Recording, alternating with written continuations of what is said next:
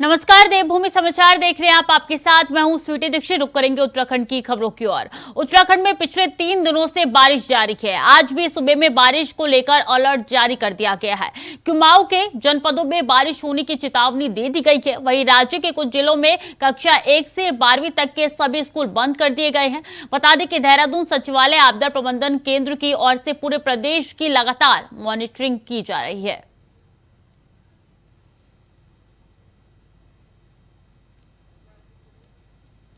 तो लगातार बारिश के चलते जो है वो त्राहिमाम मचा हुआ है और ऐसे में देखिए कई स्कूलों की छुट्टी जो है वो जारी कर दी गई है। 1 से कक्षा 12वीं तक की छुट्टी जो है वो जारी कर दी गई है और ऐसे में देखिए हर जगह की तस्वीर निकल के सामने आ रही है।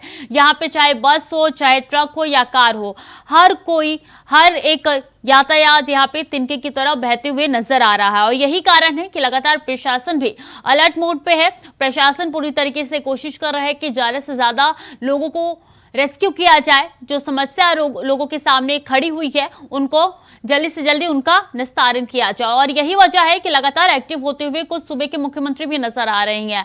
आपदा प्रबंधन की टीम की वजह की तरफ से भी लगातार कई जगहों की तस्वीरें जो निकल के आ रही है, वहां पे रेस्क्यू अभियान भी उनकी तरफ से लगातार जारी है।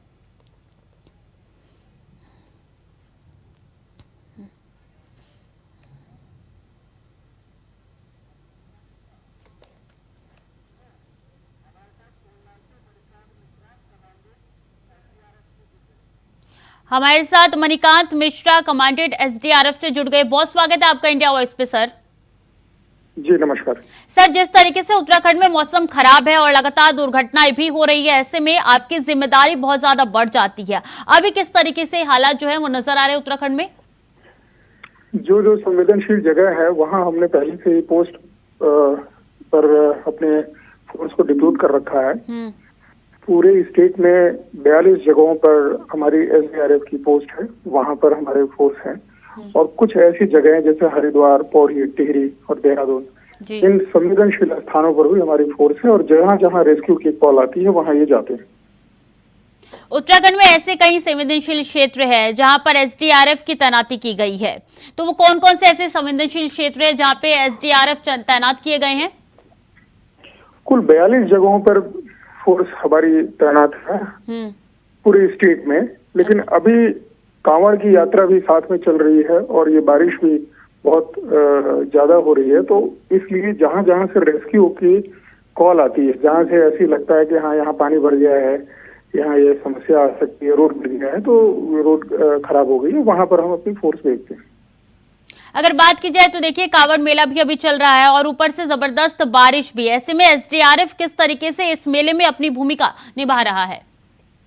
उन लोगों को भी जो नदी में रहते हैं और स्नान करते हैं, अगर उनके साथ कोई दुर्घटना होती है वो डूबते हैं, उनके लिए भी एसडीआरएफ की फोर्स तैनात है और एसडीआरएफ, जल पुलिस और सिविल पुलिस सभी मिलकर उनका रेस्क्यू करते हैं। बात की जाए देखिए उत्तराखंड की तस्वीर जो निकल के सामने आ रही है मणिकांत जी, वो काफी भयावह तस्वीर है। ऐसे में अभी तक कितने लोगों को आपकी तरफ से रेस्क्यू किया गया है?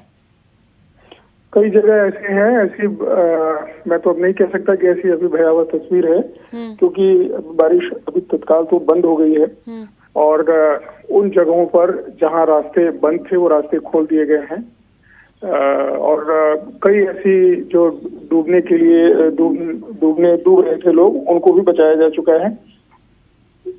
जी, बहुत बहुत धन्यवाद आपका हमारे साथ जुड़ने के लिए, तमाम जानकारी साझा करने के लिए। तो हमारे साथ मणिकांत जुड़े थे और ये एसडीआरएफ के कमांडेंट है, उनकी तरफ से तमाम जानकारी साझा की गई। उनकी तरफ से साफ तौर पे कहा गया कि रेस्क्यू अभी भी जारी है।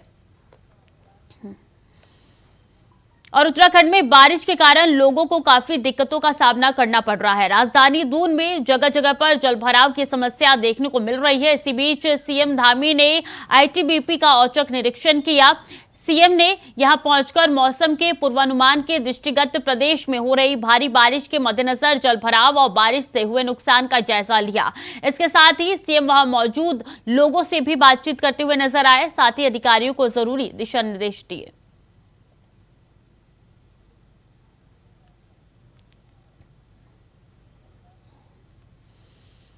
तो उधर डोईवाला में लगातार हो रही बारिश से जनजीवन बुरी तरीके से प्रभावित हो चुका है। जगह जगह जल भराव होने से लोगों को परेशानियों का सामना करना पड़ रहा है। जिले के बुल्ला गांव में बाढ़ जैसे हालात हो गए, तो वहीं गांव के लोगों के घरों में भी पानी घुसते हुए नजर आ रहा है, जिससे ग्रामीण बेहद परेशान है। लोग शासन प्रशासन से पानी के उचित निकासी की मांग कर रहे हैं।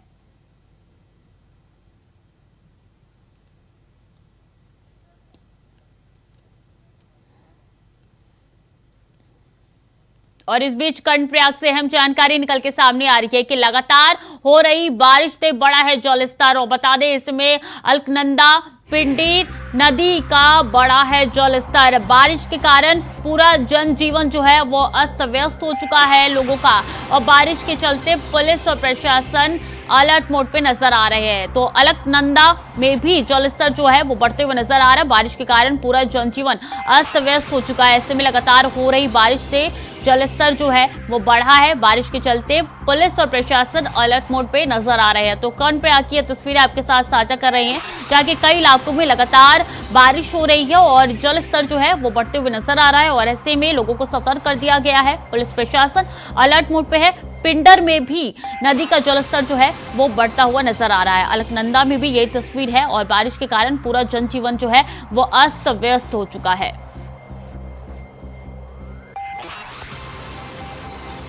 तो बारिश के चलते पुलिस और प्रशासन दोनों अलर्ट मोड पे है। पूरी कोशिश की जा रही है कि लोगों को कोई समस्या का सामना ना करना पड़े। जो लोग समस्या से सामना भी करना पड़ रहा है उनको, तो उनके निस्तारण के लिए जल्द से जल्द कोई ना कोई हल जो है वो निकाला जा रहा है। तो पुलिस प्रशासन हर जगह मुस्तैद कर दिए गए हैं। एसडीआरएफ की टीम भी लगा दी गई है और ऐसे में पूरी कोशिश की जा रही है कि कोई भी समस्या लोगों तक ना पहुंच पाए। लेकिन बारिश लगातार प्रकोप ढा रही है और ऐसे में ये जो जलस्तर बढ़ा है, ऐसे में कई नदियां नाले उफान पे नजर आ रही हैं।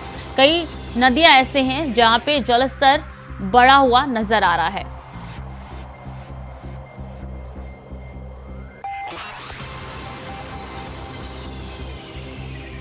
तो अलकनंदा पिंडर नदी का भी जलस्तर जो है वो बढ़ा है। बारिश के कारण पूरा जनजीवन अस्त व्यस्त हो चुका है। लगातार हो रही बारिश से जलस्तर जो है वो बढ़ता हुआ नजर आ रहा है। अलकनंदा पिंडर नदी का भी यही हाल दिखाई दे रहा है कि बारिश के चलते। बता दें कि इन सभी स्थितियों को देखते हुए पुलिस प्रशासन अलर्ट पे है।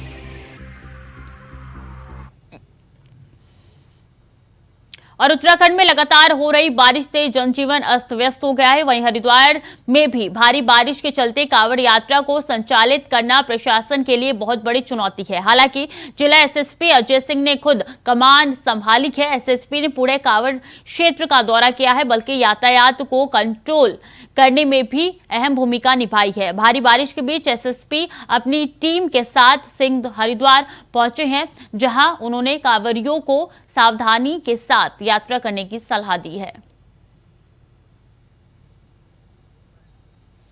तो बारिश की वजह से तबाही मची हुई है और ऐसे में हरिद्वार पहुंचे हैं यहाँ पे एसएसपी यहाँ पे तमाम लोगों को सावधानी बरतने के लिए कह रहे हैं और उन्होंने तमाम सावधानियों के साथ आगे बढ़ने के लिए कहा है कांवड़ियों को। और तमाम औचक निरीक्षण उनकी तरफ से किए जा रहे हैं। हरिद्वार पहुंच गए क्योंकि कांवड़ यात्रा अभी जारी है और ऐसे में बड़ी चुनौती सरकार के लिए बनी हुई है कि इस भारी तबाही में किस तरीके से कांवड़ यात्रा को सफल बनाया जाए। उधर चारधाम यात्रा भी लगातार जारी है। कई जगह से लैंडस्लाइड की तस्वीरें भी निकल के सामने आ रही है और एसएसपी द्वारा पूरी कोशिश की जा रही है कि यात्रा कांवड़ियों के लिए बेहद सुगम हो जाए।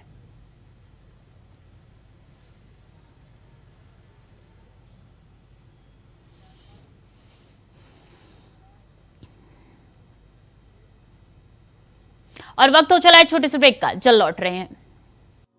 ब्रेक के बाद एक बार फिर से स्वागत है आपका। खबरों में आगे बढ़ेंगे। देहरादून में डेंगू का कहर छाया हुआ है। बता दें कि 4 नए मामले सामने आए। महंत इंद्रेश अस्पताल में 4 मरीजों को भर्ती कराया गया है। वहीं अब तक 32 मरीजों की पुष्टि हो चुकी है। 170 मरीजों के सैंपल लिए गए हैं। वहीं 9 मरीजों को अस्पतालों से डिस्चार्ज किया गया है। बता दें कि अस्पताल की तीनों बिल्डिंग में अफसर तैनात है। वहीं नगर निगम की तरफ से शहर में फॉगिंग कराई जा रही है।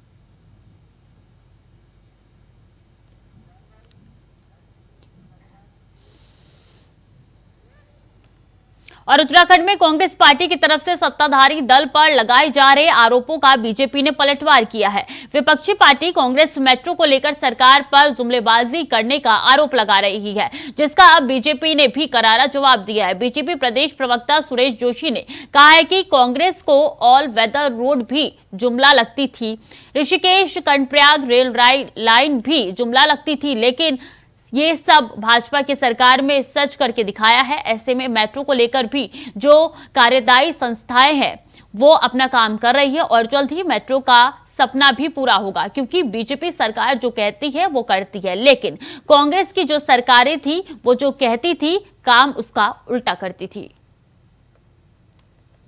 देखो, कांग्रेस को तो भारतीय जनता पार्टी के हर बात जुमला लगता है। उनको राम मंदिर भी जुमला लगता था, उनको धारा 370 भी जुमला लगता था, उनको पर्वतीय क्षेत्रों में ऑल वेदर रोड भी जुमला लगता था, उनको ऋषिकेश से कर्णप्रयाग रेल लाइन भी जुमला लगता था, उनको इस प्रदेश के अंदर जो आज 6-6, 7-7 मेडिकल कॉलेज बने वो भी जुमला लगता था।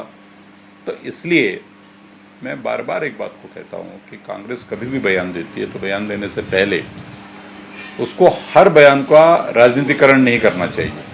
देखिए, जहाँ तक मेट्रो का विषय है, मेट्रो के लिए जो एजेंसीज को जिनको काम करना चाहिए था और जिन लोगों ने उसकी तैयारी करनी चाहिए थी, अपनी डीपीआर से बननी है, टेक्निकल उसकी कमेटियों की रिपोर्ट आनी, वो सारे काम हो रहे हैं। तो अगर भारतीय जनता पार्टी ने कहा है कि देहरादून ऋषिकेश मेट्रो दौड़ेगी तो दौड़ेगी। तो वहीं चमोली में लगातार हो रही भारी बारिश के चलते बद्रीनाथ राष्ट्रीय राजमार्ग कंचनगंगा के पास बाधित हुए रास्ते को अब सुचारू रूप से खोल दिया गया है। बता दें कि मलबा आने के कारण सड़क का कुछ हिस्सा जो है वो बह गया था, जिसके चलते आवाजाही पर रोक लगाई गई थी। अब एक बार फिर से यात्रा सुचारू होने से यात्रियों ने राहत की सांस ली है।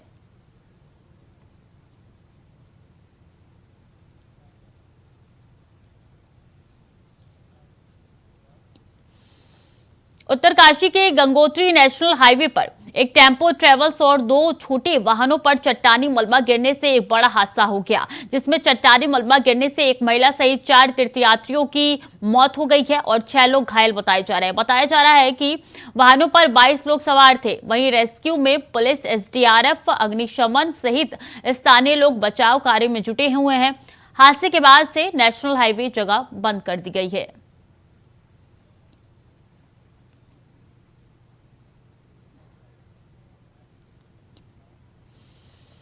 तो मुख्यमंत्री पुष्कर सिंह धामी ने उत्तरकाशी में हुई सड़क दुर्घटना पर ट्वीट किया है। सीएम ने शोक जताते हुए दिवंगत के लिए शांति की प्रार्थना की है और वहीं घायलों के शीघ्र स्वस्थ होने की कामना करते हुए लोगों को अनावश्यक यात्रा करने से बचने के लिए कहा है।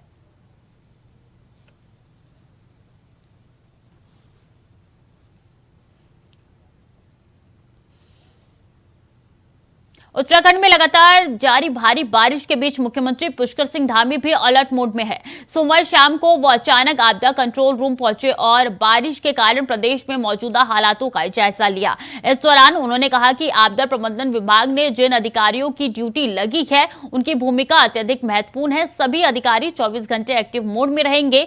सभी जिलों के साथ परस्पर संवाद कायम रखा जाए। इस दौरान जो भी लापरवाही करेगा उस पर कठोर कार्रवाई की जाएगी। सभी जिलों की जानकारी ली है और आपदा प्रबंधन जो विभाग है हमारा यहाँ से, ये कंट्रोल रूम से सभी जगह की स्थितियों पर ठीक से नज़र रखी जा रही है और कहीं जल स्तर बढ़ रहा है तो वहाँ की भी, और जहाँ सामान्य स्थिति वहाँ पर भी कहीं सड़कें बंद हो रही हैं तो उस पर पूरी नज़र है। जहाँ पर जैसी आवश्यकता होती है उस हिसाब से लोग समन्वय भी यहाँ से कर रहे हैं और सभी जिलों से ठीक प्रकार से समन्वय करने के निर्देश दिए हैं, क्योंकि कई जगह पर भूस्खलन भी हो रहा है, कहीं सड़कें बंद हैं तो वहाँ पर जेसीबी इत्यादि से जो है उसको खोलने की भी कार्रवाई हो रही है। अधिकांश सड़कें जो बंद हुई हैं उनमें से खुल रही हैं, धीरे धीरे सब स्थिति जो है ठीक हो रही है। कहीं पर जल स्तर बढ़ा है लेकिन वहाँ भी माननीय प्रधानमंत्री जी ने आज यहाँ पर मौसम की जानकारी ली है, साथ ही जो अतिवृष्टि हो रही है, मानसून के समय में अत्यधिक बरसात हो रही है, उसके संबंध में 4 धाम यात्रा है, कांवड़ यात्रा है और किसानों की फसल के बारे सभी जानकारियाँ ली हैं। सड़कों की स्थिति, यातायात और कांवड़ में जो हरिद्वार में काफ़ी जगह पर जल भराव हुआ था उन सभी के बारे में जानकारी दी है। और उत्तराखंड में देर रात से हो रही भारी बारिश से जगह जगह जलभराव हो गया है, जिसके चलते सामान्य जनजीवन अस्त व्यस्त हो गया। वहीं हरिद्वार के बहादुराबाद ब्लॉक के कई इलाकों में बाढ़ जैसे हालात हो गए हैं, जिससे स्थानीय लोगों को काफी नुकसान हो रहा है। गांव सलेमपुर दादूपुर में गोदाम में रखे लाखों रुपए के ड्रम गंग नहर में बह गई हैं। वहीं सुल्तानपुर मजरी द्वारिका बिहार कॉलोनी समेत आसपास की कॉलोनियों में पानी घुस गया है, जिससे लोगों में दहशत का माहौल है।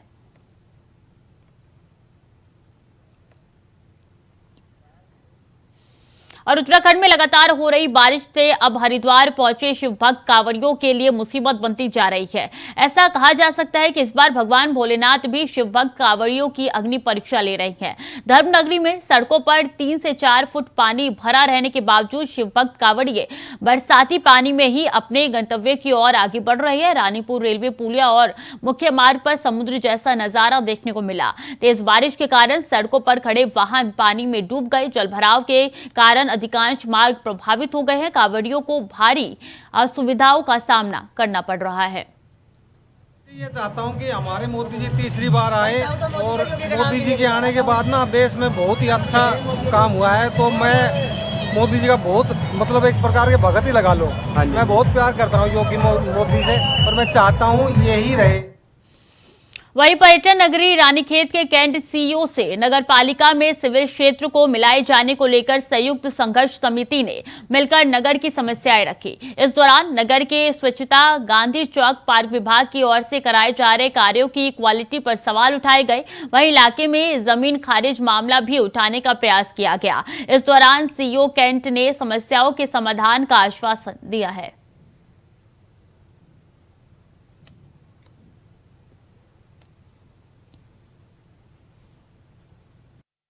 समिति करके एक आंदोलन से उन लोगों में से कुछ लोग मिलने आए थे, जिन्होंने शहर की कुछ समस्याओं को लेके, कुछ सफाई से और कुछ और समस्याओं को लेकर आए थे, जिसका उचित निदान करने का उनको आश्वासन दिया गया है और उन समस्याओं का निस्तारण प्रभावी रूप से किया जाएगा।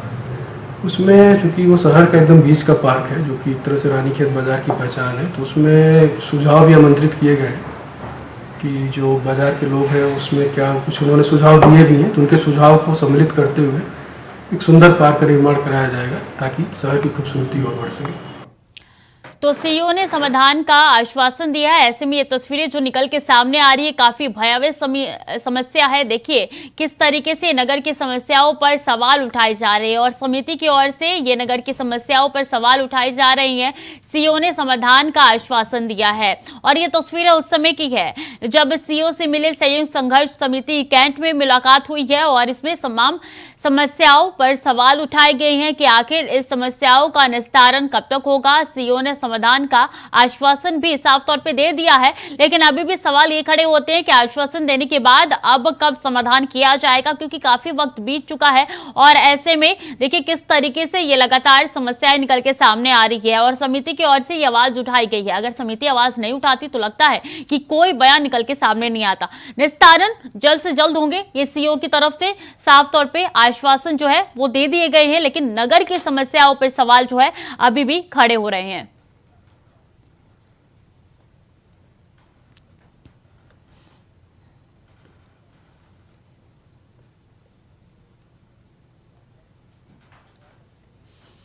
तो फिलहाल के लिए देवभूमि समाचार में इतना ही। खबरें लगातार जारी है, देखते रहिए इंडिया वॉइस।